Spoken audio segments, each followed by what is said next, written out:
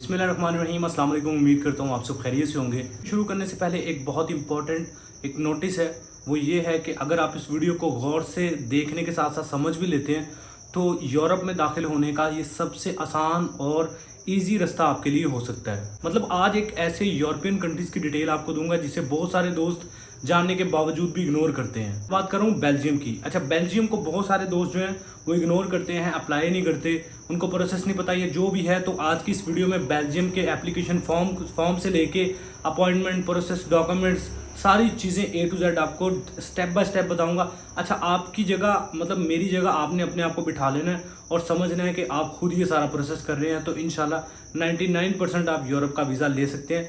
जैसे जैसे मैं बताऊंगा एक एक स्टेप क्लियर करूंगा, मतलब को 5-6 स्टेप आपने टोटल करने हैं, तो वो आपका 100% है कि आप यूरोप का वीज़ा ले सकते हैं इन स्टेप्स को फॉलो करके। रिसेंटली बेल्जियम ने नॉट फॉर ओनली पाकिस्तान बल्कि ऑल जितने भी नेशनल्स हैं, जितने भी इंटरनेशनल लोग हैं, फॉरेनर्स हैं, सभी के लिए जो है वीज़ा सर्विस शुरू कर दी है। और इसमें क्या है कि ना तो क्वारंटाइन है, ना ही मतलब कोई कोरोना वायरस का कोई इशू है।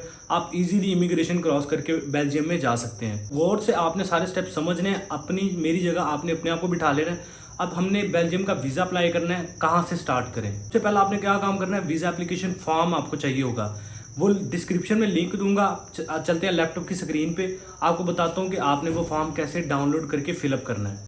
अच्छा, फर्स्ट ऑफ ऑल आपको इस वेबसाइट का लिंक डिस्क्रिप्शन में मिलेगा।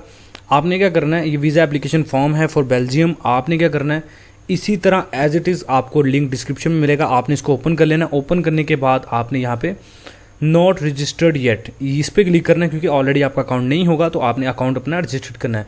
नॉट रजिस्टर्ड येट इस पर क्लिक करके आपने अपना फर्स्ट नेम देना है, लास्ट नेम देना है, और यहाँ पे ईमेल एड्रेस और कंफर्म ईमेल एड्रेस, ये दोनों चीज़ें एहतियात। जो ईमेल एड्रेस है ना वो आपका एक्टिव होना चाहिए।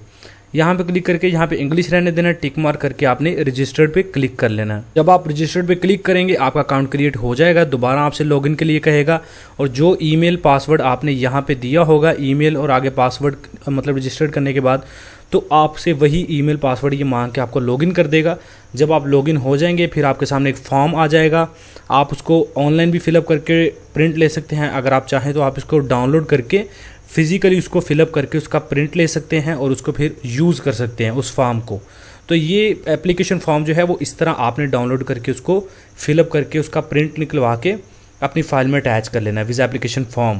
फर्स्ट स्टेप आपका कंप्लीट हो चुका है। आपको सारी आई थिंक समझ आ गई है कि एप्लीकेशन फॉर्म कैसे डाउनलोड करके फिलअप करना है, कैसे अपना अकाउंट रजिस्टर्ड करना है। एप्लीकेशन फॉर्म का लिंक आपको डिस्क्रिप्शन में मिलेगा। पहला स्टेप आपका क्लियर हो चुका है। अब आते हैं दूसरे स्टेप की तरफ, मतलब दूसरा दिन कह लें कि दूसरे दिन आपने क्या करना है। कोई 5-6 दिन के अंदर इंशाल्लाह आपका सारा प्रोसेस हो जाएगा। पहले दिन का आपको बता दिया कि एप्लीकेशन फॉर्म को डाउनलोड करके फिलअप करना है, अपनी फाइल में अटैच कर लिया। अब आता है दूसरा दिन। दूसरे दिन आपने कौन से डॉक्यूमेंट्स बनाने हैं? अच्छा, दूसरे दिन आपको 3 से 4 डॉक्यूमेंट्स चाहिए होंगे, जिसमें आपका पासपोर्ट है जो 6 मंथ के लिए वैलिड होना चाहिए, आपका ID कार्ड है जो हर बंदे के पास होता है, FRC फैमिली रजिस्ट्रेशन सर्टिफिकेट, ये आप नादरा से लेके आए, नादरा लेने चले जाएं तो बहुत मुश्किल होगी, पूरी फैमिली को लेके जाना पड़ेगा। लेकिन अगर आप घर बैठे खुद हासिल करना चाहते हैं तो पाकिस्तानी 1100 से 1200 रुपये नादरा की फ़ीस है। आप घर बैठे ऑनलाइन जो FRC है वो हासिल कर सकते हैं। कैसे आपने FRC अप्लाई करना है, ऑनलाइन कैसे हासिल करना है, ये सारी एक वीडियो में डिटेल्स हैं। वीडियो का लिंक आपको डिस्क्रिप्शन में दूंगा, मतलब जो जो आपको नहीं मिलेगा वो आपको डिस्क्रिप्शन में मिल जाएगा, ताकि आप खुद इजीली कोई सर्च ना आपको करना पड़े। तो FRC वाली वीडियो लिंक डिस्क्रिप्शन में मिल जाएगा। उस वीडियो को देख के अपना FRC आप खुद घर बैठे 1100 से 1200 रुपये में अप्लाई करके हासिल कर सकते हैं। कोई 1 से 2 दिन के अंदर आपको ईमेल करके मिल जाता है, जिसका प्रिंट लेके आपने अपनी फाइल में अटैच कर लेना। तो पासपोर्ट, ID कार्ड, FRC और वाइट बैकग्राउंड वाली फोटो जो है वो उनका साइज जो है ना वो 35 mm बाय 45 mm होना चाहिए। बहुत सारे लोगों को नहीं पता, तो फोटो आपकी वाइट बैकग्राउंड वाली होनी चाहिए और इसका जो साइज़ है वो 35 mm बाय 45 mm होना चाहिए। आप फोटोग्राफर को बोल देंगे 35 बाय 45 mm की बना दे, तो बना देगा आपको फोटो वाइट बैकग्राउंड वाली। यूट्यूब के लिए जो डॉक्यूमेंट्स मैंने बताए हैं वो स्क्रीन पे चल रहे हैं। दूसरे दिन वाले डॉक्यूमेंट्स ये स्क्रीन पे चल रहे हैं, गौर से इनको देख लें। आपने ये बनाने हैं स्टेप 2 में। स्टेप 3 या फिर तीसरे दिन आपको 2 डॉक्यूमेंट्स बनवाने हैं। फर्स्ट 6 मंथ की आपकी बैंक स्टेटमेंट होनी चाहिए, जिसमें आपका क्लोजिंग बैलेंस जो है ना वो कम से कम 12 से 15 लाख मस्ट है कि होना चाहिए। इससे जितना ज़्यादा हो जाए बेस्ट है। बैंक स्टेटमेंट, अच्छा बहुत सारे दोस्त हैं वीज़ा स्टेटमेंट ले लेते हैं, मतलब जो बैंक की एप्लीकेशन होती है ना उसी से स्टेटमेंट डाउनलोड करके यूज़ करने की कोशिश करते हैं, लेकिन वो आपकी टोटली मतलब वीज़ा रिजेक्शन होगी, क्योंकि उस पर ना तो मैनेजर की स्टैंप होती है ना किसी और अथॉरिटी की। तो आप अपने बैंक में जाओ जहाँ पे अकाउंट है, जिसकी स्टेटमेंट बनाई है, उस अकाउंट मैनेजर को बोलो कि मुझे स्टेटमेंट चाहिए, वो आपको बना देंगे। कुछ मेरे ख्याल में 50 या 100 रुपया लेते हैं आपसे। जो बैंक वाले हैं वो आपसे 50-100 रुपया लेते हैं, आपको स्टेटमेंट बना देते हैं, उस पर मैनेजर की स्टैंप होती है, बैंक की मोहर लगी होती है, एक वैलिड स्टेटमेंट होती है। 6 महीने की बैंक स्टेटमेंट विद 12 से 15 लाख या इससे ज़्यादा क्लोजिंग बैलेंस होना चाहिए। दूसरे दिन आपको डॉक्यूमेंट्स चाहिए, वो स्क्रीन पे यहाँ पे चल रहे हैं। बैंक स्टेटमेंट लास्ट 6 मंथ की और साथ में अकाउंट मेंटेनेंस लेटर, ये डॉक्यूमेंट्स चल रहे हैं दूसरे दिन वाले। अब आते हैं स्टेप नंबर 3 में, मतलब तीसरे दिन। चौथे दिन आपको, चौथे दिन, तीसरे नहीं, चौथे दिन या चौथे स्टेप में आपको 4 चीज़ें चाहिए होंगी। Hotel booking, ticket booking, health insurance जो 30,000 यूरो को कवर करती हो, और ट्रैवल प्लान। अब अगर तो आप खुद बना सकते हैं तो ठीक है, अगर आप प्रोफेशनल नहीं है, फर्स्ट टाइम कर रहे हैं या आपको इतना तजर्बा नहीं है, तो किसी भी अच्छे से ट्रैवल एजेंट के पास जाएं। 5 से 6 हज़ार में वो आपको होटल बुकिंग भी बना देगा, टिकट बुकिंग भी बना देगा, हेल्थ इंश्योरेंस भी 30,000 यूरो को कवर करती हो वो भी बना देगा। और ऐसी कंपनी की उसे कहना बनाए जो ऑनलाइन जिसकी वेरिफिकेशन भी हो सके। और इसके अलावा ट्रैवल प्लान या कवर लेटर वो भी आपको वो मेंटेन कर देगा। खुद बना सकते हो, खुद बना ले, उससे बनवाने, ट्रैवल एजेंट से बनवा ले, अच्छे से ट्रैवल एजेंट से जिसको एक्सपीरियंस भी हो।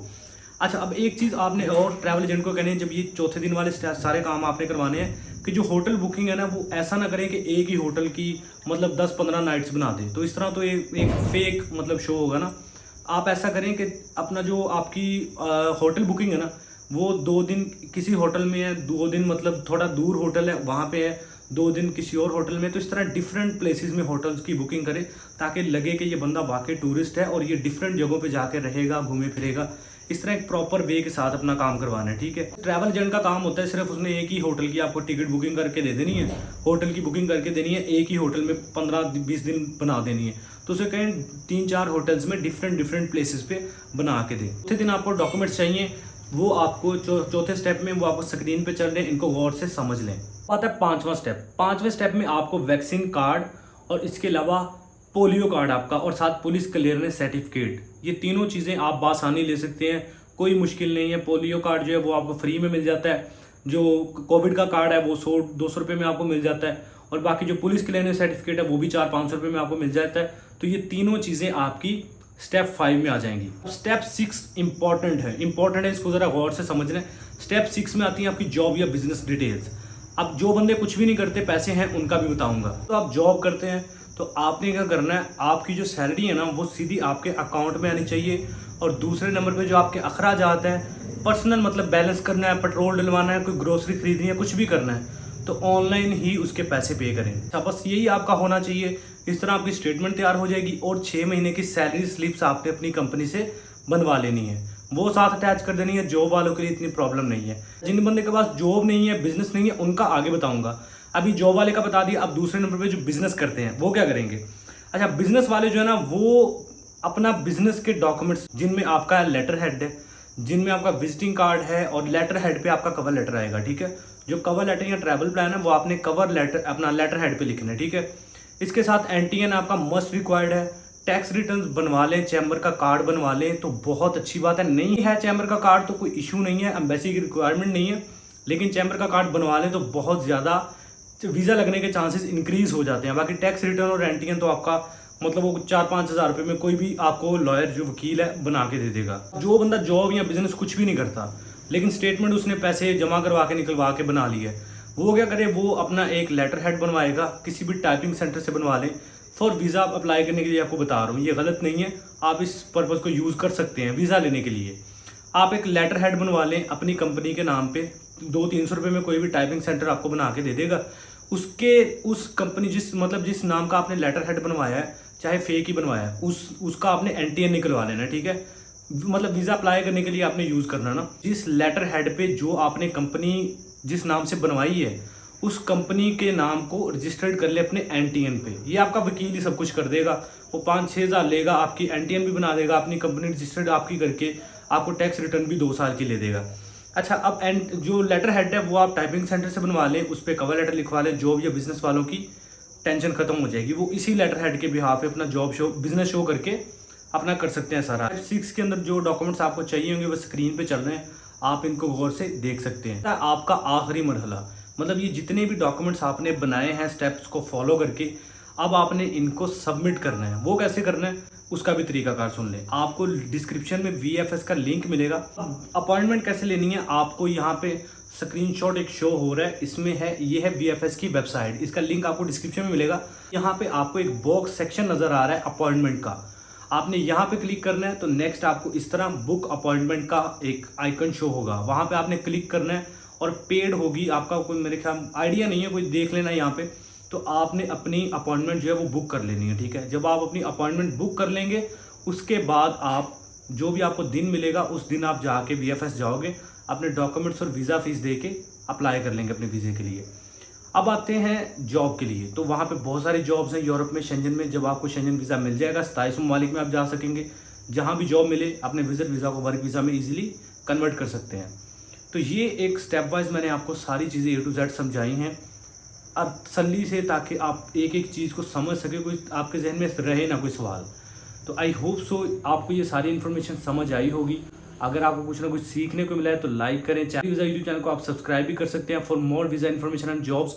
अपना बहुत सारा ख्याल रखें। अल्लाह हाफिज़।